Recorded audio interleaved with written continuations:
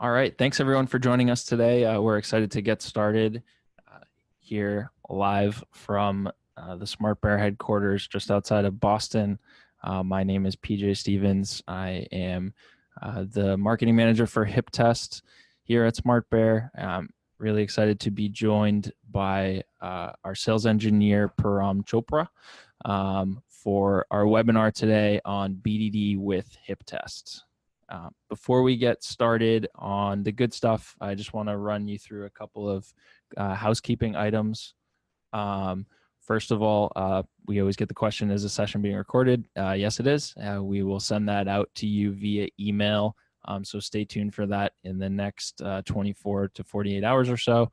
And that will come to the email that you signed up for this webinar with.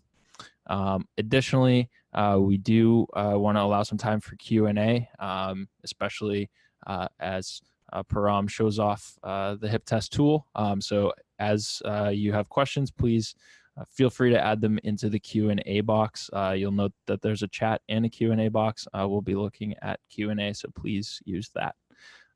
So without further ado, I will kick it over to the star of the show to run us through the presentation. All right. So if everyone can hear me, my name is Param Chopra. Again, I'm one of the sales engineers here in the US office at SmartBear. Not only do I cover some of our tools like HipTest, I also cover our other test management solution, Zephyr, along with our functional automation tools as well. So, if you are interested in maybe filling any gaps that you may have in your SDLC, do check out smartbear.com. And we just very briefly a little bit about who SmartBear is. If you don't know, we're a global software tools company committed to helping our clients build their software faster with less bugs, and less risk of failure. The idea is that no matter what vertical you're in, right, you're building software. And so, whether you're a developer, a tester, a DevOps guy, a manager, we have tools that will aid you in your life cycle of items that you need to undertake, as you develop your application. And whether you have tools like Code Collaborator for code and peer review for your developers, or tools like Zephyr or HipTest for test management. Of course, I think our bread and butter are definitely our automation tools, namely SOAP UI and Test Complete on the back and front end respectively. We recently released a new tool, Load Ninja, for load testing. It's a purely SaaS-based tool. It's all in the cloud. We have cross-browser testing for your web applications, and we even can, let's say, monitor applications with AlertSite. So if you're interested in seeing what else we could do for you, especially when it comes to BDD, right? We have definitely some good solutions, not only that I'll show today, but our solution, let's say with Test Complete as well, that can really help to optimize the behavior-driven development workflow. But feel free to check out our website and reach out to us. We'd be happy to start a conversation with you. Now today, what we'll be talking about specifically is behavior-driven development with HipTest. And so imagine that if you're on this webinar, you may already know a little bit about BDD, but if not, no worries. While it's not necessarily going to be a BDD-focused webinar, I will spend maybe about 10 minutes or so just talking about the practice itself and what it means and the implications of it as we move forward. And then we'll talk about how we can implement it using a tool like HipTest. Now, if you have any questions at all, feel free to throw them into the Q&A. And myself and PJ will do our best to try and answer them. I'll also make some time to answer questions periodically. I know there are a lot of us today, about 95 of us, but please don't be shy to ask questions. We want to make sure they all get answered by the end of the webinar. All right, let's get started. So before we talk about BDD, we want to talk about something maybe that supersedes that, which is really just agile development, right? And it starts with this whole notion that we see it's being popular today of shifting left. So what is shifting left? Well, it's this idea that if we look at our development of an application in a linear kind of fashion, right, where if we went from left to right, we start with design, then we develop, then we test, then we deploy, right? The idea is that if we move from left to right, there's a certain points in time where we may find a lot of bugs compared to other points in time. And so you want to kind of perhaps shift that work of testing and finding bugs and fixing bugs perhaps earlier in the cycle, right? So we find less bugs in our deployment and testing phase and perhaps more bugs in our design and development phase. So that's the high level of what shifting left means. And so, quickly, let's go over some true and false, right? And maybe why we may want to shift left. So on a software project, it's often things we don't know at the beginning, at the end up making the biggest impact on the project's success or failure. So what do y'all think? True or false? Well, in my opinion, I certainly think that is true, right? And so if we don't, it's hard for us to scope out every little detail at the beginning, especially if we're not making concerted effort to do so. And so a lot of times these small things we miss can be a huge bottleneck down the line. What about number 2? It is easy to estimate how long it will take to fix a defect. Definitely false, right? We don't know how long that'll take either, right? And so maybe, paying attention to when we find defects and how we deal with them earlier in the cycle can make this a more manageable task. Then finally, good developers don't need to test their code. This is definitely very false, right? We all need to test everything that we're writing. There's no notion of a good developer testing or not testing their code, right? We want to make sure that code is working for our clients at the end of the day. So ultimately, we want to shift left, right, in the cycle because we want to reduce the cost of finding bugs later in our cycle and having to redo our work later in our process. I think ultimately speeding up our workflow as well, right? If we can do more early, right, then a lot of times, the tests themselves or deployment becomes a much more straightforward task. And ultimately, the idea is to build an application that's a much higher quality than, let's say, if we were following waterfall, right? And ultimately, shift left, BDD, all these things, right? It's really just about being agile. And so right now, here's another way of kind of showing this shift left idea, right? Where maybe we take a look at the cost of a defect here, right? And we see that it may raise up exponentially, as we move on in our process. But the idea is that if we shift left, right, we're essentially saying, no, we want to go ahead and work together and find more issues with our application here. We want to example map and scope out everything over here versus later down the line. And it's especially useful if you're trying to be agile, right? Because if we're working cyclically, you want to be able to find your bugs and your issues earlier on in your work. In a waterfall approach, you may, have to deal with things that you never even considered way down the line. Then you're saying, wow, I did all this work building this application and you're asking me to redo it. That would certainly be a pain.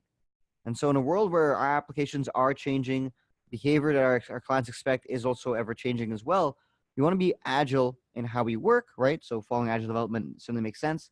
And in doing so, shift left in our activities, right? And so the way this is kind of married here is that to be agile, we want to work cyclically in fast cycles. But really, how do we do this? Well, shifting left is one way, right? By saying, okay, we're going to consciously, tests at an earlier part in our phase, right? Maybe get our developers more involved in their testing as well, right? Get more automation in there earlier. But then how do we facilitate that automation? How do we facilitate shifting left? And ultimately, how do we facilitate being agile?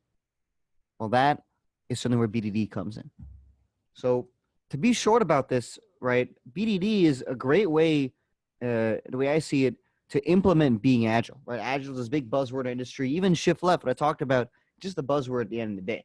It's really meaningless if we can't actually get some meaningful contribution from it, right? If we can't actually save money, erase quality, or reduce time spent. And so to me, right, if we're saying we need to work cyclically and we need to get more automation and our developers involved, well, how can we facilitate this approach? Behavior-driven development. So what is BDD? Well, at its core, BDD, behavior-driven development, is just discussion-based development. The idea is that we're just trying to work together earlier on our process to scope out the bounds of our application so that when we go ahead and implement it and test it, right, we're making sure we're testing the right features, right? And that there's less, there's less potential for having to go back to the drawing board or back to square one. And so our definition, as we see here, right, it's a software development process where teams create simple steps how an application should behave from a user's perspective. So that's the behavior part of it. But ultimately, right, it's very similar to TDD in an agile workflow, right, where you want to work together, shift left, so to speak, automate, let's say for the sake of getting feedback, and ultimately use that feedback to refactor our application and go on from there. And in refactoring, we want to consider, right, well, how is the application behaving? Is it behaving in the way our users expect? And we'll find that when you start building applications this way, the corner cases will start writing themselves, right? Because there's a lot of ways to kind of hit one behavior versus hitting maybe just one feature's functional correctness. So We can start with the end in mind here, as we see. Maybe let me go ahead and I'll just talk about this actually. Quickly, why BDD is important, and this is probably the last couple slides I'll spend on it before I move on to HipTest here. But why is BDD important? Well, in a nutshell, if you take a look at this kind of comic here, it might explain what might happen if that communication breakdown kind of persists, right? If the customer wants a swing set, right? The project leader says, okay, we need a swing in a tree. So the engineer designed it a certain way. The programmer obviously didn't understand what the engineer wrote. And then the sales executive, as we all know, salespeople love to embellish things. So they make that swing set look much nicer than us. Naturally, no one's documented this thing. Very, very common, unfortunately. And then the customer is not treated fairly for what they're experienced, et cetera, right? So, this a lot of times we see a lot of software companies engage in this kind of model, and you're ultimately not building for the user in mind, and people aren't really going to pay money for that anymore.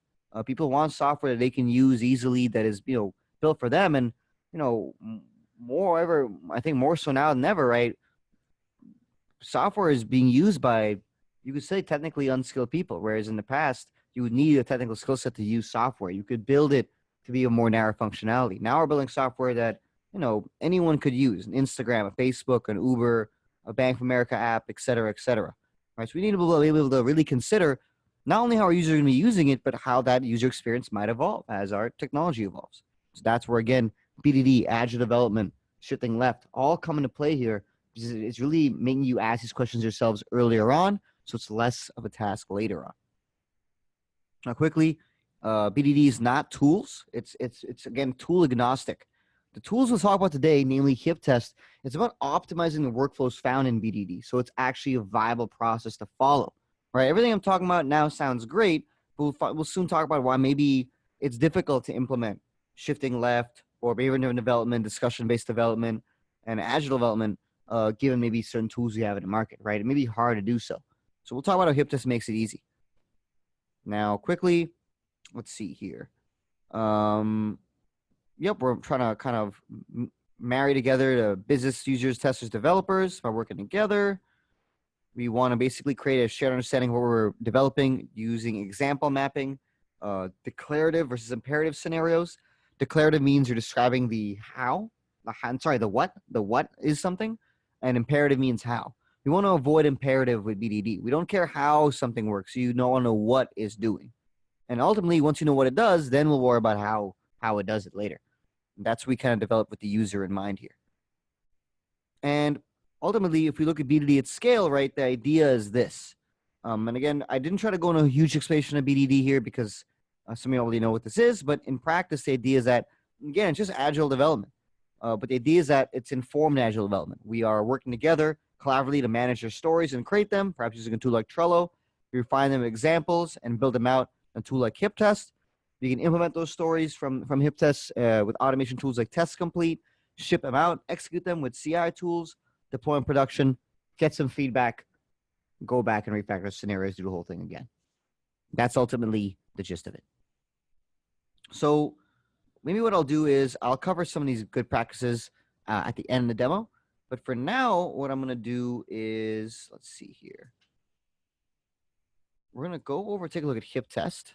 And I know there's a couple of questions here. So while I'm shifting over to HipTest, I'm going to go ahead and answer these questions. So Roman asks us, isn't Agile not just a highly granular waterfall structure at all?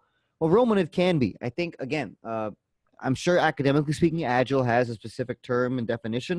But you have to understand that how maybe our colleagues may use it or how even, software vendors use it. It really just means whatever they want it to mean. Ultimately, to me, Agile just means not doing things in a siloed way. And siloed doesn't mean you can still be like, as you're saying, be more granular, but still do waterfall and still be sequential. But the idea of Agile is also just to be, working together more, right? Having quicker responses to things. And so it's easier to respond to things if we're working in a cyclical nature. If we are being less, siloed or less sequential in our work. But yeah, you could definitely have an Agile workflow that is similar to a waterfall structure. Again, it really just is a buzzword. To me, I think if you're being Agile, right, you're I think deploying very often, and you're making a lot of updates to your application continuously, right? Now, How is BDD different from user stories? Harold asks us. It's not necessarily different. You can definitely use we'll show you integration with Jira, Harold, where we can use behavior-driven development strategy with user stories. The user story can certainly be something that defines and describes the behavior kind of under test. The idea with BDD practices like using Gherkin, for example, is that we then maybe write some scenarios describing that behavior, that the user story, right? We can then implement those scenarios in code and test them. And so it's not necessarily different at all. In fact, again, you want to think of BDD as not about, oh, am I writing user stories? Am I doing Scrum? Am I writing tasks? No, it's not really about that. It's higher level. It's just about working together, collaborating, and then really following this design, test, and learn workflow. So, okay, so it looks like our colleague Harold here on the call will be in and out of the webinar. Let me just write that answer for you. But if anything, let me go ahead and switch screens. Just quickly. All right. But thank you for those questions so far. Please keep them coming. But all right. If you're able to see HipTest now on your screen, do let me know if you cannot. So, I talked very little bit about BDD. And again, it's just discussion-based development. It's tool agnostic, and it's a great way to implement being agile. And so the come tenets of BDD in being agile is A, collaboration, right? So we break off working in those silos. And B, following this cyclical workflow of design, test, and learn. And so, a lot of times someone says, I'm being agile, or I'm working in 2-week sprints. And we're saying, okay, well, how are those 2-week sprints governed? What are you getting done? How are you defining that cadence? And maybe, that team or that vertical has a way of defining that. Maybe you don't. Well, with behavior-driven development, we make it easier to define the scope of what needs to be done in that amount of time. And that's with design, test, and learn. We want to design our scenarios together. So instead of just our BAs doing it or just our testers, we have our BAs, testers, devs, DevOps guy, VP, maybe head of product, all working together in building out your scenarios, example mapping, perhaps against your user stories or requirements of your story in another tool. From there, we'll go ahead and test those, preferably with automation, so we can not only work as fast as possible, but get the most feedback possible. And finally, we want to learn from that, right? Take what we get from our feedback and refactor our scenarios. And so we can do this in a quick, 2-3 week cycle. Now we're actually getting benefit, and it's a more directed way of being agile. But, maybe using open source tools might not get us there, right? If I'm writing out my scenarios in Notepad or Word or a text editor, I have very few ways available to me to quickly reuse a shared step or perhaps bulk update a shared step.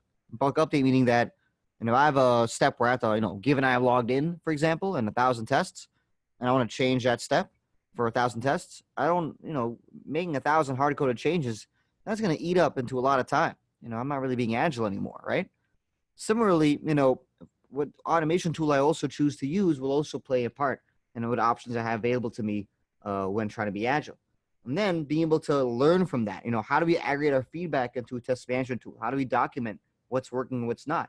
If this is all a manual process or a lengthy process, again, another bottleneck in trying to follow BDD and be agile. So while now BDD seems like a great way of doing things, maybe with open source tooling, it's not the most viable strategy after all. But now with HipTest, we're trying to really solve some of those gaps that we see. So let's see. What we'll go ahead and talk about first is collaboration. So before I dive into how we can kind of optimize this design, test, learn workflow, how do we go ahead and collaborate in a tool like in HipTest? Well, at first glance, the UI is pretty straightforward. We tried to make it, right? So it's simple for a technical or non-technical user to use this tool, where I can see my colleagues, I can see a summary of my scenarios and their steps, along with maybe some test runs. I can go ahead and import my existing test cases from other sources over here into HipTest. I'm able to, of course, I think use the project setting or project components as they're shown here, along with doing things like access our roadmap or take a look at our documentation or user community. Everything's available from the tool, and documentation is pretty handy because there's some great tutorials in there on how to follow behavior-driven development successfully. Definitely would check it out if HipTest is something that you'd want to take a look at. Now, how else can we collaborate in this tool? Well, we not only collaborate with, I think, the UI being simple, but we collaborate with our integrations with other tools, such as Slack, Trello, or Jenkins, or any web-based tool that we can use with a badge or linker. And this would basically create a web link between, let's say, a tool like Confluence or Rally or, maybe TFS Online or something like that to HipTest. So you have a one-click correspondence between your other issues, maybe your defects or your requirements, and your HipTest test cases. We also have, I think, a native Jira integration. I think, and I say I think that this is our most powerful integration that we have. It's super quick to set up by just pasting your cloud or server address there, a second your project, and then wherever I am in a test run, a scenario, a folder of scenarios, I'm able to go ahead and create some tags right on the spot. And so this allows me, right, I think, to work in a way that is pretty flexible, whether I want to create issues after I'm in HipTest already or I'm in Jira and I want to associate some HipTest issues to the Jira issue. So, for example, if I'm in Jira, I can go ahead and easily paste some HipTest scenario links over here in the scenario section. And what do we see? Well, we see some last run test run data for the all the link scenarios to this issue. And we see this not only at this level, we can see this at a project level from the reports screen as well. So ultimately, really this is usually the thing I would show at the end of a demo, right? But I think it's important to know right now what you're going to get out of this tool, right? The ultimate benefit is traceability, right? And some actual information now associated with your Jira issues. Are you testing them? Are these tests running and passing consistently, et cetera, et cetera.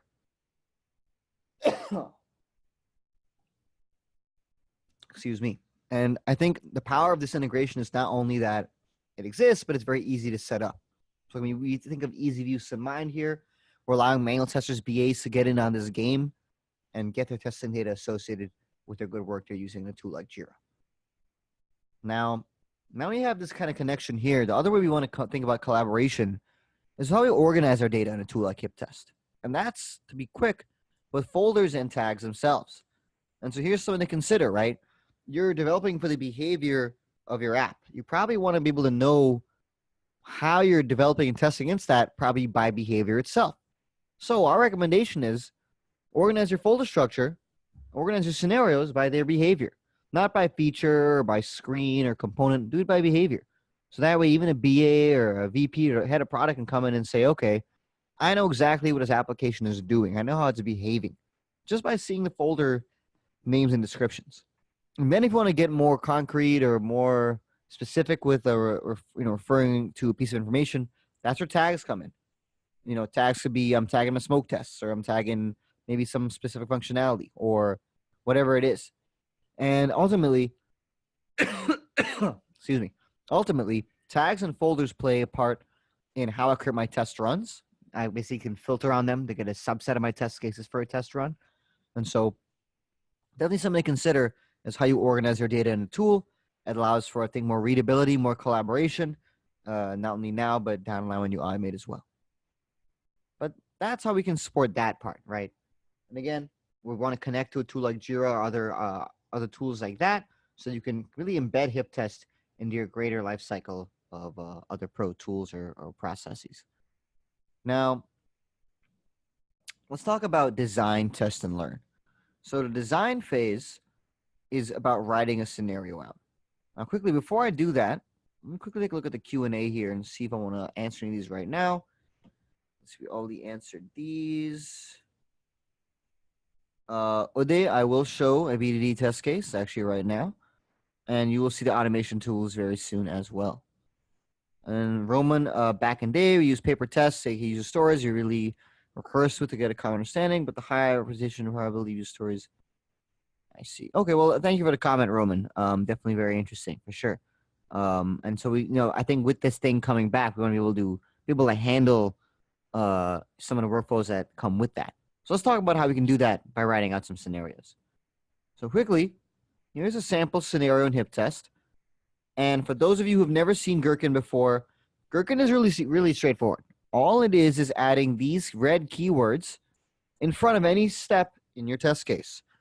And ultimately, right, you're only probably writing tests similar to Gherkin, right? A lot of your tests probably have some precondition, right? Some setup, the test case itself, and then some result of the test. So all Gherkin is doing is formally adding some logic to that, right? Given steps are my preconditioned steps.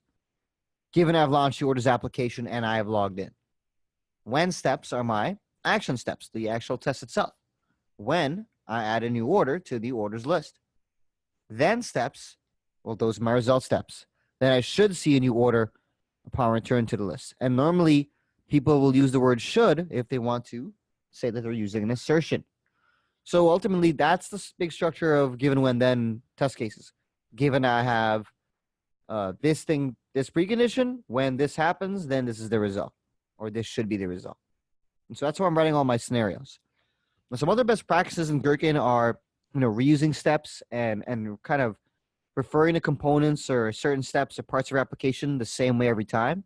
This is good for readability and ideally for reuse as well, right? So if I'm saying, given I've launched the orders application and I have logged in, then I probably want to reuse that same phrasing for all my scenarios where I have to add orders or delete orders, right? Well, here's an issue. If I'm writing a notepad or in paper, sure, great. Reuse your steps, create a consistent business domain language that's more readable for my whole team. But if I have to physically rewrite out step 1 and 2, am I saving a lot of time? No, right? If I have to write out my assertion step for whatever all my adding order type of tests are every single time, I'm not really benefiting from this process, right, of reusing my steps. I still have to rewrite it. But with HipTest, I don't need to deal with that. At HipTest, we have this handy suggestions bar. And what am I getting these suggestions? These are previously defined Gherkin steps that have already defined in other scenarios in this project. Now, these steps are called action words. They're stored right here in the action words section of your project. So an action word is proprietary to HipTest, but all it is a reusable step in your Gherkin scenarios, right? So you can create a new action word on the fly, right? I have, let's see, and I have, eaten a sandwich. I'm not even going to make something that makes sense, right? Eating a sandwich, whatever it is, right? I'm going to create that action word. And now if I want to reuse it again, now I can, right? It's reusable. And it gets thrown into that action word section. And so if you really think about it, right, this should be pretty straightforward. It's almost like writing code in an IDE. Any previously defined step you already have, you can now call again and again and again because it's as simple as finding it, clicking on it, right? So for your complex steps or steps that are longer to write or harder to write, certain parameters that are pre-built, you define it one time, just like defining a function in code. And you can call it wherever you want with the scenario editor. And we certainly believe now that with the scenario editor, your time spent writing tests, perhaps rewriting the same steps in your tests, which is certainly common in BDD, it's really going to reduce the amount of time you're spending here, right? This is now benefiting us in that agile kind of way. But, to me, this isn't even the big benefit or the biggest benefit of this scenario editor. Come time when we have to learn from our results, right? In the learn phase, we got to refactor our scenarios. For example, maybe I'm saying, okay, I'm done testing the test URL of this application. I want to change my URL to production. But if I have 1,000 scenarios using that URL, do we think I have time to make 1,000 changes? Definitely not. That would be a huge waste of time. And again, big bottleneck now in this agile process. I'm not benefiting from BDD. If great, I automated, and now I want to refactor, but it's all manual refactoring, right? I'm not really benefiting from this process. With HipTest, not only are these action words, these steps, not only can they be called over and over again like a function, but just like a function in code, they can be edited from a single point of maintenance as well. So if I want to make, let's say that URL change from test to production for 1,000 tests, I change URL, I click rename everywhere, and boom, 1,000 scenarios are changed. And so, ultimately, for those of you who have written in Gherkin, you're probably aware that these Gherkin scenarios this Gherkin scenario, right, these 4 steps become 4 functions in code, right? Each with the function name of the step itself. And so we're basically, if you're defining functions in code, as you know, you define it one time, right, in one place. You can call it over and over again with like IntelliSense or whatever. And then you can go ahead and edit it from a single point of maintenance as well. So we're giving it that same code-like functionality right here in HipTest in this scenario editor, so that even a non-technical user can benefit from these values, from these features.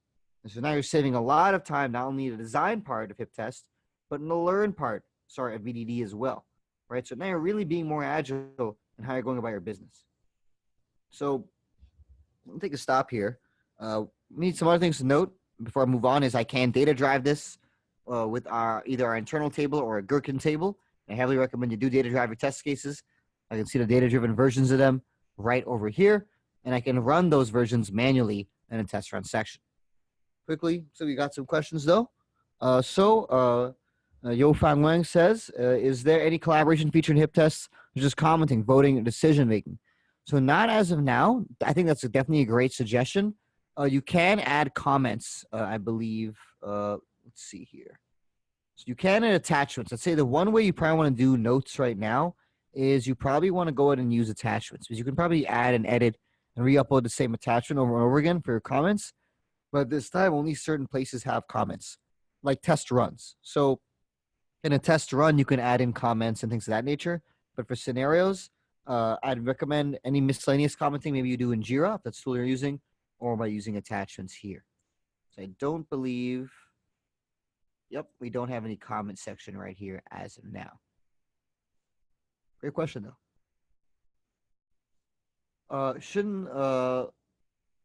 Okay, so Roman had a question about specific returning to the list. I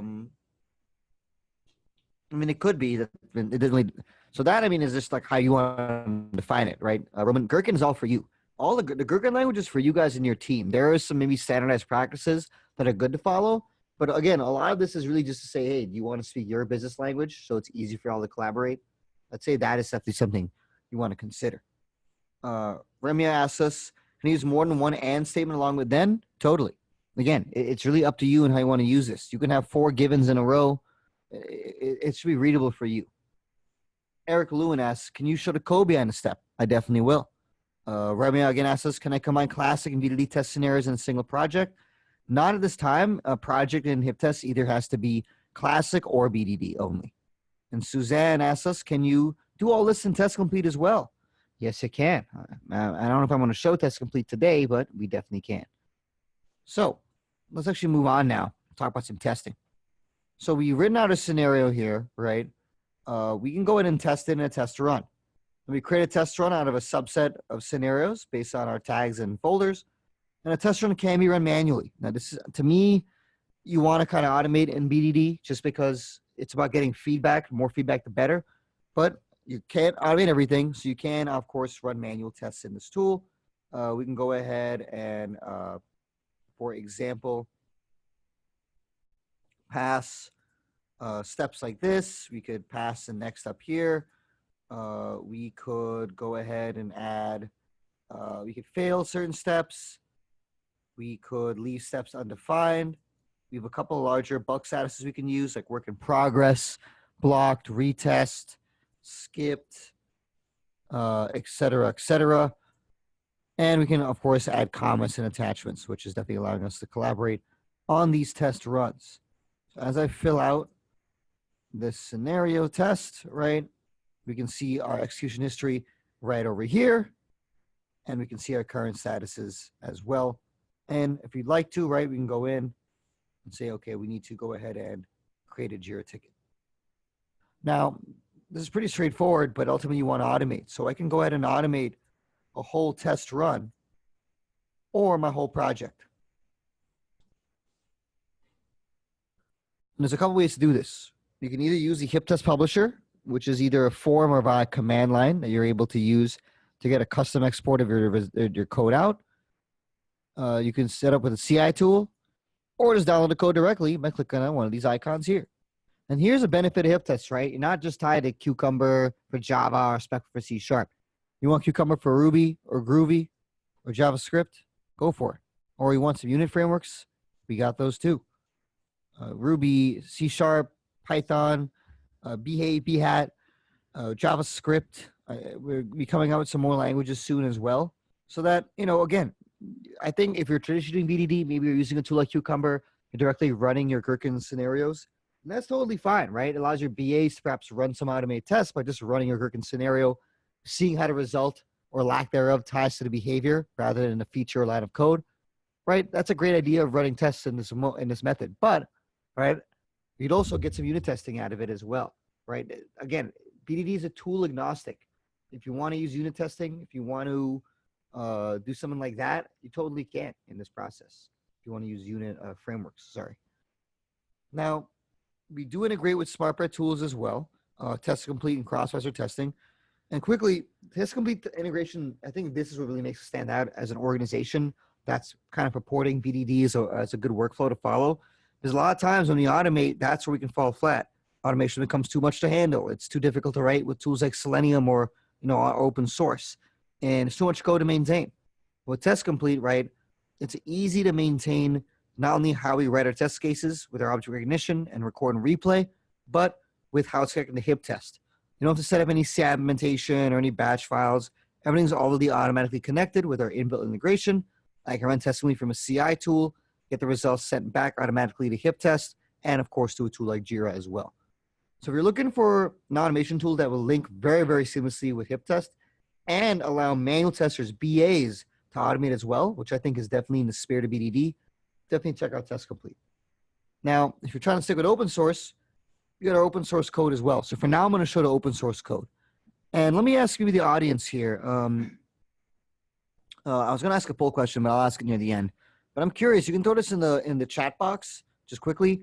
But I'm curious to see what language would y'all want to maybe see this in. I guess maybe I'll pick the language. Would you want to see a BDD framework or a non-BDD framework? So let's throw it in the chat box, and I'll make my decision pretty quickly based on what I'm seeing here. Okay. BDD, non-BDD. Looks like BDD is winning. Okay, I'm gonna let the non-BDD folks vote if they can. You have a couple more, another minute here. All right, looks like y'all lost. So BDD framework it is. I think what I'll do is I will pick Cucumber for Java. Keep it simple. So we click the icon, we get my project export. And then I get a little config file and a YAML file that's really made for CI. But I get my feature files here, and I'm sure you've seen feature files before. Let me see if you can open this with, right? So I don't open it. Okay, I'll just open it. It'll open Visual Studio up. My computer is optimized for that, but whatever. But really, what we want to do is we want to define these feature files. So I'm sure any of those of you who've seen Cucumber or SpecFlow know what a feature file looks like, right? So those will get loaded up in just a second. But we want to implement those as step definitions. And so we get two files to do so. The first is our step definitions file in Java, right? And, why is this not opening up?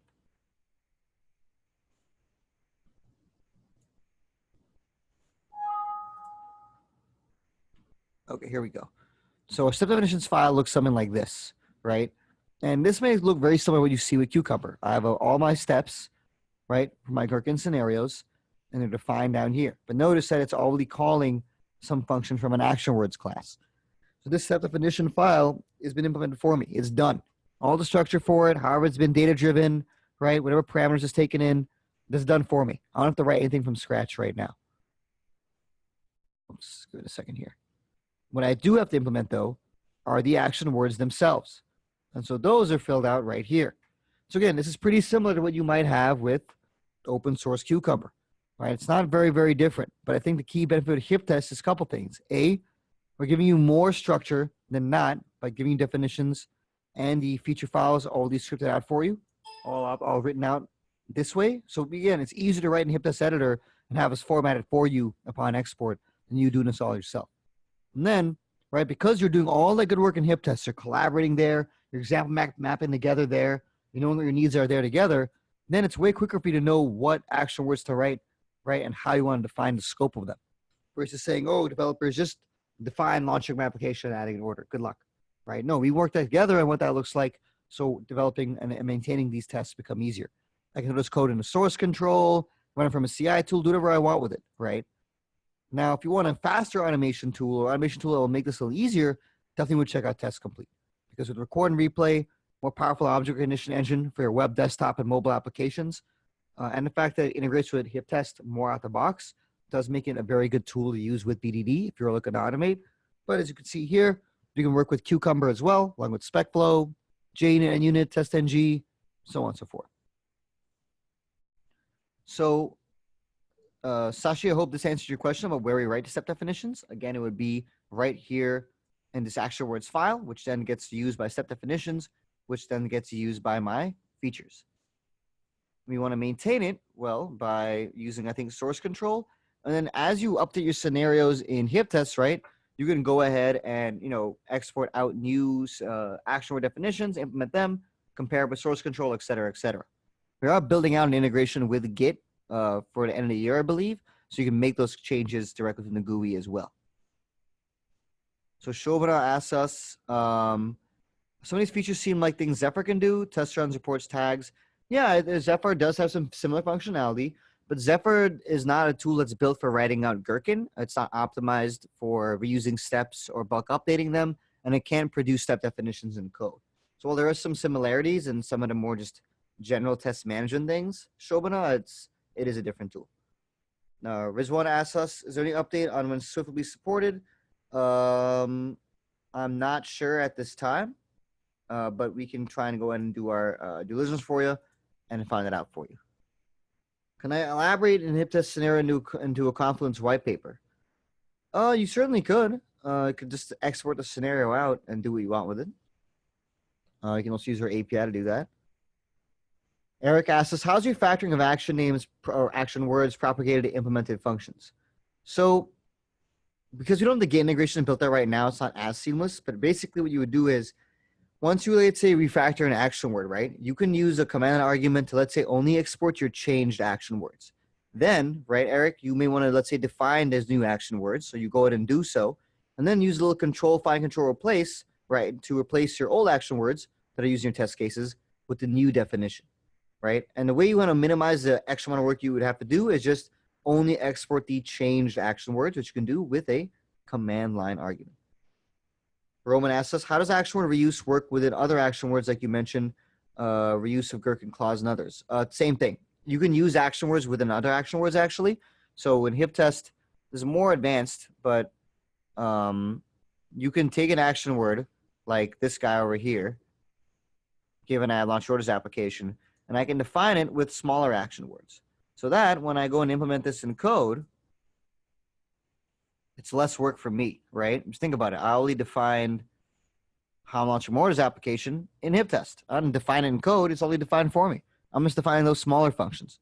So all of that works the same exact way, right? Because basically we're giving you the code-like structure already existing in HipTest. So let's see here. Last question before I finish off here. How do you keep overwriting your action words when you regenerate your automation? So you don't have to regenerate every single action word again and again and again. I recommend only generating the delta or the change action words. So then you won't overwrite any existing information with them be a wrong definition. Okay. So the step definitions need code added or are they automated? No, you need to add code, Gwen, to the step definitions. So HipTest is not an automation tool. It's a test management tool and a tool that will give you the structure for those definitions that you have to go and code up yourself. But SmartBear offers some automation tools in the front and back end that can help with that. And of course, you can use open source as well. So last question here by Robert. It would appear that writing given steps for scenarios could be quite time consuming and maintaining as given states when a scenario is in likelihood. The final state is in some other scenario. Could find a given state of scenario B. So you can only do that, Robert. Actually, one way you can facilitate this, so what our friend Robert is talking about is it could take a lot of work to say, okay, great, you are able to quickly call given I have launched my application again and again and again, but still having to even do this is still a lot of work, right? Not a lot of work, but in the long run, it could be. So what you want to do there, Brian, is you want to use our setup section. For those of you who've ever used background in a Gherkin file, same thing. So if you have a folder of scenarios in a setup, you might want to write maybe a shared step That'll be like your, let's say, given I've launched, right? So given I've eaten a sandwich is my shared step here. Without eating a sandwich, I cannot at all do what I have to do and add this order. I'm too hungry and cannot do my job. So I need to be able to eat my sandwich for all my scenarios. So now I'll go to any new scenario, no matter what my steps are, I always have to have eaten the sandwich first. So for, I think, your purposes, use the given section, Robert, and that will greatly reduce the amount of extra givens you might have to write. Great question, for sure. John asks us why we can only edit the action words file or the step definitions file too. You can edit both. Once you get this in code, John, you can do whatever you want. You want to change these too, you can. All right, they're not really connected to HipTest anymore explicitly. The only code that is would be test complete code, which is proprietary to SmartBear. So, all right, these are great questions. Please keep them coming. Look, speaking of devil, we got another question. So setup section is like include over header. Yeah. No, Roman. So the setup section is like background in Gherkin. So when writing Gherkin files, sometimes you can use the background section to basically have some steps apply to every scenario that it's covering, kind of like its own initialization method. And so our version of that is called setup, so that for every scenario in a folder with a certain setup, it's the first step I would run in my test case, right? All right. So we talk about automation, right? We've talked about running these test runs. What's the final benefit of this? We got to document all our work, right? Talk about a bit of the learn feature here, right? So design, we work together in building out our scenarios. Test them, we can automate them with, a tool like Test Complete or the other kind of, let's say, options we give you here, right? Making it flexible for your team. Then we want to go in and learn from our automation, from our wealth of results. We can do so by making quick bulk updates and, generally just working together to update our scenarios, right? Push the source control and make changes from there on out. But, how do we document these changes? How do we document what's working in our app so we can keep building on it? Well, that's where living documentation comes in. So the idea is that per test run, we can create a piece of living documentation, right? So I have a regression test run. I have a regression living documentation. And it's living because I don't have to actually create anything on my own. I associate it with a test run, right? And then whenever I run my test run, whatever passing scenarios I have will show up here in front of you. And so we can kind of see some of these scenarios written in a summary format, their JIRA tags, description, the scenario itself, if I've example mapped it. And I'm not able to edit any of this, so it's a good section if you need a VP or a high-level person or someone who isn't, supposed to necessarily be editing your scenarios to see what's behaving in your app. And I can see some execution and edit history as well.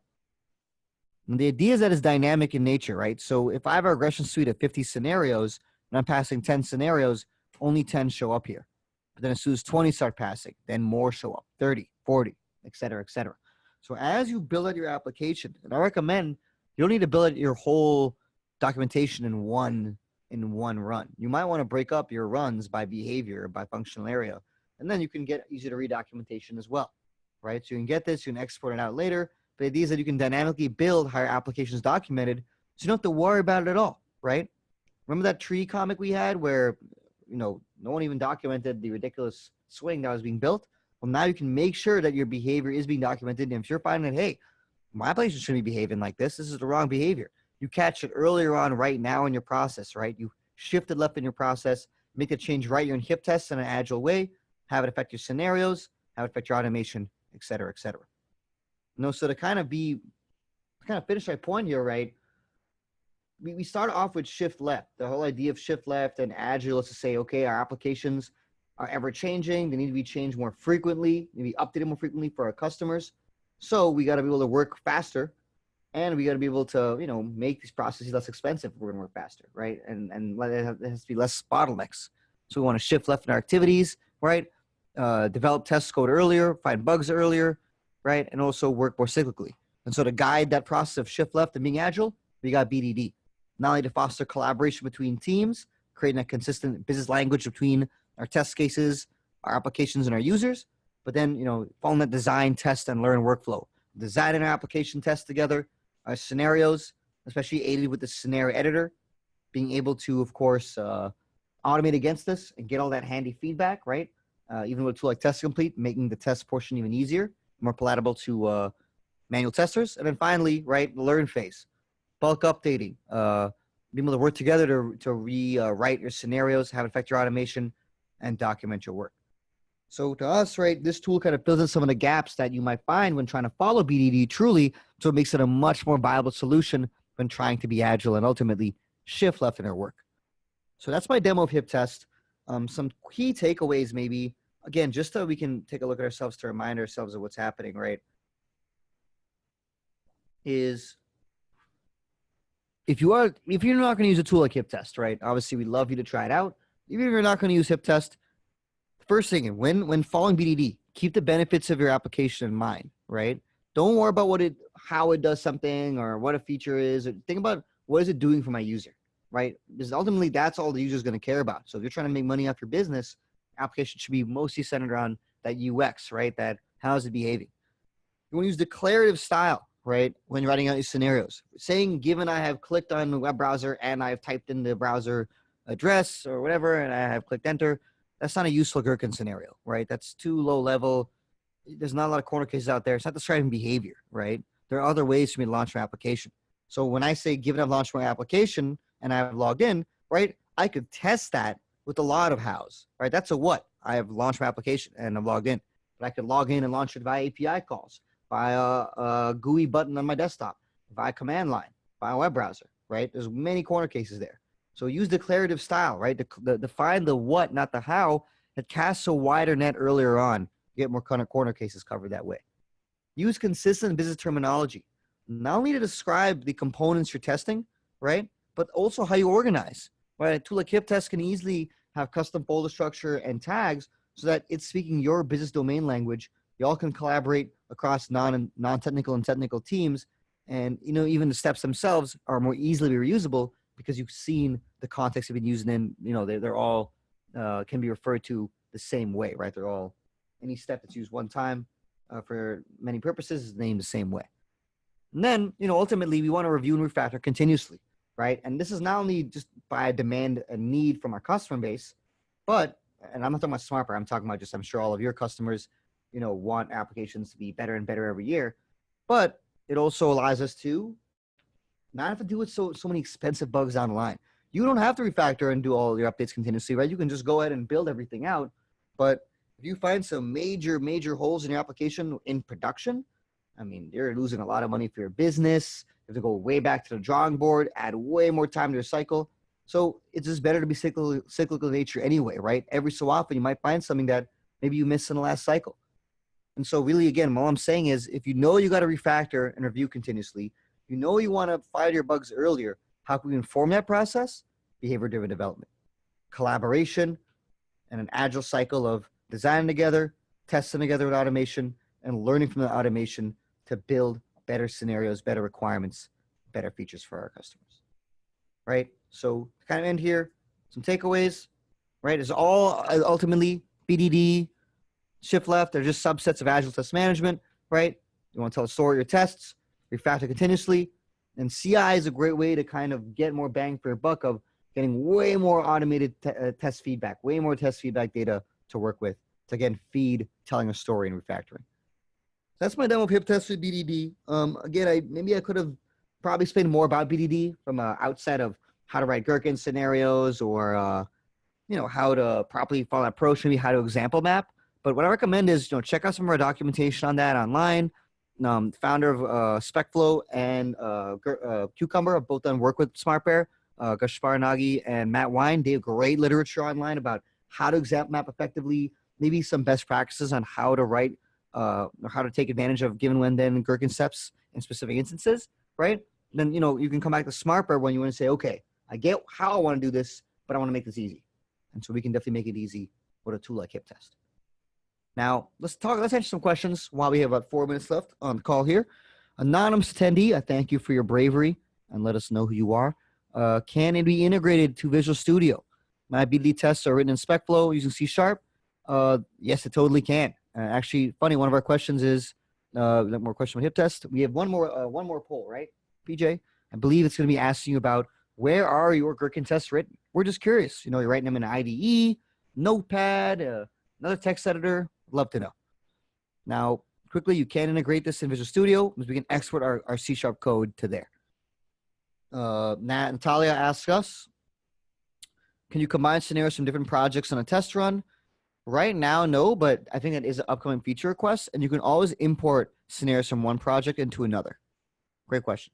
Also, Natalia, if you export your scenarios in the code, you can do whatever you want, right? So technically, yes, you can combine scenarios from different projects. But if you're trying to feed the data back to HipTest, then you probably shouldn't do that because the test run will only have test cases in that specific project. Roman, how to collaborate effectively within developer domain on Gherkin clauses so everybody really consistently understands the same context and specs what is described. I still feel like there's ambiguity and lots of redundant actual words coming to existence. So there definitely could be. And again, this is not, my place to talk on this. I'm not a BDD consultant. I would definitely take a look at literature by Matt Wine, last name W-Y-N-N-E, and Gaspar Nagy of Cucumber and SpecFlow, respectively.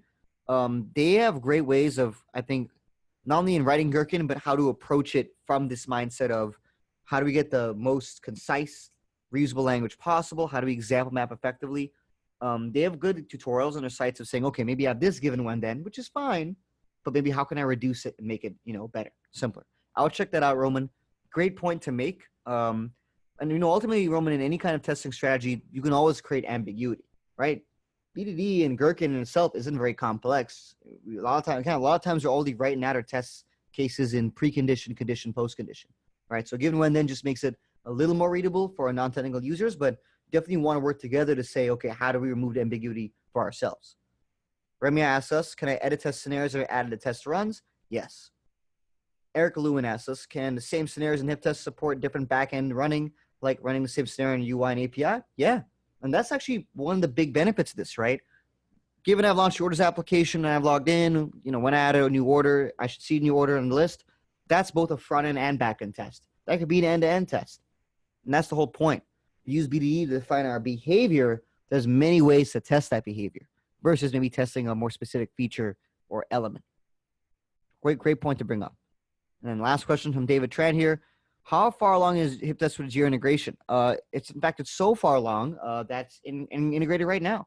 We integrate out the box with Jira very quickly to show what that looks like. Again,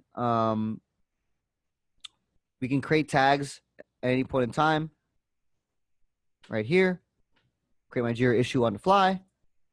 And the Jira issue is seen right here. And I got some reporting with that issue as well. So Ollie built that for us. All right. So maybe let's share some results here for this poll. Looks like about half of you are writing your scenarios in IDE. So I'm sure that some of you already have a great way to reuse your Gherkin steps. I know after talking to some of y'all on the phone with IntelliJ that, yeah, you can reuse some steps quickly, but it's a little more finicky to bulk update steps. So I'm hoping that the scenario editor was something that could help y'all out. And for the rest of you, right, text editors or ALM solutions or other, curious to know what other is, but I think the scenario editor is definitely going to be a big benefit. But cool. All right. Thank you so much for sitting on this webinar. Do give us some feedback on how you think it went. Let us know if you want to see any other additional content from SmartBear. And as always, thank you for listening. It's my pleasure. All right. Thanks so much, Param, for that. Again, everyone will be sending out the recording to this session within the next 24 to 48 hours. And if you do want to read or learn more about some of the content that Matt from Cucumber or Gaspar from SpecFlow have produced with SmartBear, definitely check out the webinars section on smartbear.com. So thanks to everyone for joining us today. We appreciate you taking the time, and stay tuned for future webinars coming up with HipTest. Have a great day, everybody.